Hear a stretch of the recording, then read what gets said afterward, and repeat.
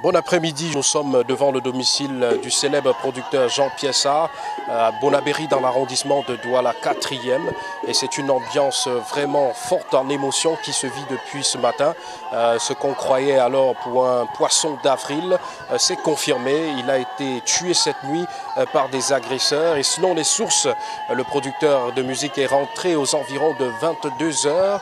Mais à l'intérieur de sa maison se trouvaient déjà 5 ou 6 personnes d'après les sources. Ils avaient au préalable maîtrisé son fils et en lui demandant de s'enfermer dans la chambre du père. Et ensuite, ils ont conduit la belle-mère de Jean Piessa dans sa chambre également et l'ont enfermé.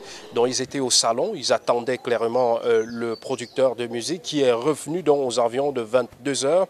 Quand Jean Piessa ouvre la porte pour entrer, c'est là qu'il est maîtrisé par ces hommes encore non identifiés qui vont lui demander de donner des bijoux, des portables, également les objets de valeur qui se trouvent dans la maison. Il avait une somme de près d'1 million de francs CFA remis par son gestionnaire ce soir-là, d'après les sources.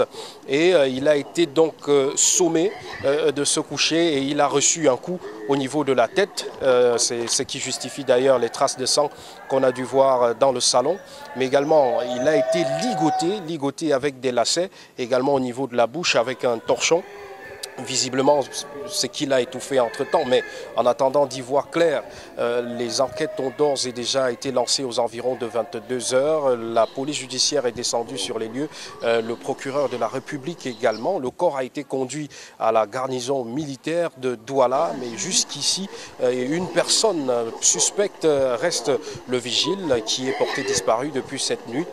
Selon les informations, Jean Piessa ne sortait jamais les dimanches. D'après ce que nous avons pu recouper auprès de la famille, même de la bonne, il ne sortait jamais les dimanches. Il aimait s'asseoir au garage, surtout que son épouse n'est pas au pays.